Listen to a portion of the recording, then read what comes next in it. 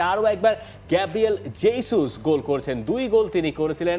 এরপরে কাই হাভার্টজ আরও একটা গোল করেন, ফার্স্ট হাফে 3-1 লিড। এরপরে আরও একটা গোল হয়েছে একেবারে শেষে গিয়ে ডেকলান রাইস তিনি করেছেন। তবে ম্যাচে বোধহয় সবচেয়ে কনসার্নিং মোমেন্ট ছিল এইটা, বুকায়ো সাকা যখন ইনজুরি নিয়ে মাঠ ছেড়েছেন এবং বুকায়ো সাকাকে দেখা গেছে তিনি স্ট্রেচারে করে মাঠ ছাড়ছেন, মানে স্ট্রেচারও না, দুঃখিত, ক্রাচে করে ভর দিয়ে তাকে মাঠ ছাড়তে হয়েছে। বুকায়ো সাকার ইনজুরিটা বোধহয় এই জয়ের আনন্দটাকেও ছাড়িয়ে যাবে, কারণ সাকা যেভাবে মাঠ ছেড়েছেন এবং যেভাবে আসলে হ্যামস্ট্রিং ধরে বসেছিলেন, আর্তেতা বলছিলেন, তবে আগে পয়েন্ট স্ট্যাটসটা একটু দেখে নেওয়া ভালো, কারণ এই কয়েকদিন আগেই ক্যারাবাও কাপের সেমি কোয়ার্টার ফাইনালে ক্রিস্টাল প্যালেসের সঙ্গে 3-2 গোলে তারা জিতেছিল। সেই ম্যাচে জেসুস হ্যাট্রিক করেছিলেন, এই ম্যাচেও জেসুসই আলোটা কাড়লেন, হাভার্টজ গোল করেছিলেন, রাইস গোল করেছেন। সেই দিক থেকে আর্সেনাল 100তে 100 পয়েন্টই পেয়ে যাবে। সমস্যাটা আসলে সেখানেই, যেটা আমরা বলছিলাম যে শেষ ছবিটায় সাকার ইনজুরিটা is a very big blow for Arsenal, কারণ লাস্ট 2 সিজনে আর্সেনালের এই টাইটেল কন্টেনশনে থাকার বড় কারণ ছিলেন সাকা ওয়াজ ইন ফর্ম। কিন্তু সাকাকে ছাড়া আপনার রাইট উইংয়ে ওই স্পেসিফিক জায়গাটাতে ওডেগার্ড যখন ছিলেন তখন আর্সেনাল ভুগেছে, কারণ সাকা ওডেগার্ডের কম্বিনেশন প্লেটা খুবই ইম্পর্টেন্ট আর্সেনালের জন্য। এখন সাকা সেখানে নাই হয়ে যাচ্ছেন এবং সম্ভবত সেটা 1 মাস তো অবশ্যই, এর বেশিও হলেও হতে পারে, অন্তত 2 মাস তিনি মাঠের বাইরে থাকলেও থাকতে পারেন, সেটা বাড়তি অ্যাসেসমেন্ট আসলে বোঝা যাবে।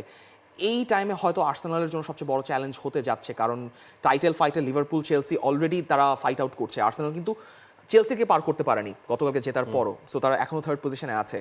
খুবই ডিফিকাল্ট একটা টাইম ওয়েট করতে পারে আর্সেনালের জন্য। এক্স্যাক্টলি, এবং আমরা যতবার দেখেছি যে বুকায়ো সাকা থাকেন না, মার্টিন ওডেগার্ড থাকে না, তখন আর্সেনালের কাছ থেকে ঠিক অ্যাটাকিং সেই ফ্লেয়ারটাও সেই অর্থে দেখা যায় না। তবে গ্যাব্রিয়েল জেসুসকে নিয়ে কথা বলা যেতে পারে, যিনি আরও একটা হ্যাট্রিক প্রায় করেই ফেলেছেন ক্রিস্টাল প্যালেসের সঙ্গে।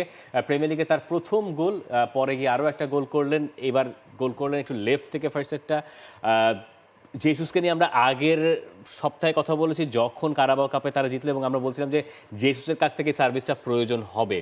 এখন এই যে ট্রান্সফার উইন্ডো আসছে, এখানে আর্সেনাল স্ট্রাইকারের দিকে যাওয়ার সম্ভাবনা কমই বলে মনে হচ্ছে। মিকেল আর্তেতার ওইদিকে একটা জড়তা বোধহয় কাজ করে।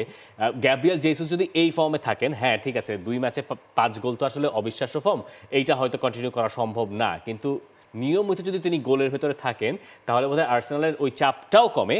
এবং একই সঙ্গে প্রিমিয়ার লিগ টাইটেল রেসে যেখানে এখন ম্যানচেস্টার সিটি নাই, আমরা এক্সপেক্ট করছি চেলসি, লিভারপুল তাদের সঙ্গে আর্সেনাল টক্কর জমাবে, এবং চেলসিকেও অনেকে দেখছেন না যে মার্চ এপ্রিল পর্যন্ত চেলসিটা কন্টিনিউ করতে পারবেন। সেই ক্ষেত্রে আর্সেনাল হতে পারে লিভারপুলের সবচেয়ে বড় কন্টেন্ডার, এবং লিভারপুল যেভাবে গোল করছে সেই ধারাটা যদি অব্যাহত রাখতে হয়, কারণ আপনি আর্সেনালের ডিফেন্স নিয়ে অত বেশি চিন্তিত হবেন না।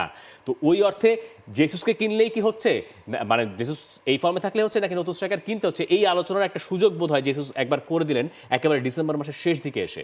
তবে আপনার ব্যাকআপ প্লেয়ার খুবই দরকার। আপনি তো প্রত্যেক ম্যাচে নুয়ানেরির উপর ভরসা করতে পারবেন না। লেফট ব্যাকে হচ্ছে মাইলস কেলি আছেন। এখন কথা হচ্ছে Raheem Sterling is not that potent enough, তার ওই পোটেন্সি তিনি এখনো প্রমাণ করতে পারছেন না। কাই হাভার্টজের সঙ্গে তুলনা করেন, কাই হাভার্টজ আছেন, এই দেখেন আপনি কাই হাভার্টজ আর আপনি জেসুসকে নামালেন, আপনি ক্রিস্টাল প্যালেসের সঙ্গে কারাবাও কাপের প্রথম ম্যাচে আপনি তো ফার্স্ট হাফে কিছুই বাইর করতে পারেননি, আপনি সেকেন্ড হাফ থেকে আপনার খেলা শুরু হয়েছে।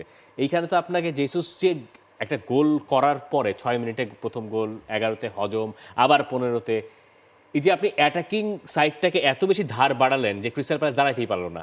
আপনি তো আর্সেনালের কাছ থেকে এরকম রুথলেস অ্যাটাক এক্সপেক্ট করেন। আর্সেনালের ব্যাপারে আরেকটা কথা বলা দরকার, এই 2টা ম্যাচ দিয়ে কিন্তু মানে রিসেন্সি বায়াস একটা কাজ করার কথা, কারণ আপনি 2 ম্যাচ মিলে হচ্ছে কয়টা 8টা গোল করলেন, কিন্তু এর আগে কিন্তু ওপেন প্লে থেকে গোল আসছিল না আর্সেনালের। প্রায় 320 মিনিটের মতো আর্সেনালের ওপেন প্লে থেকে গোল ছিল না।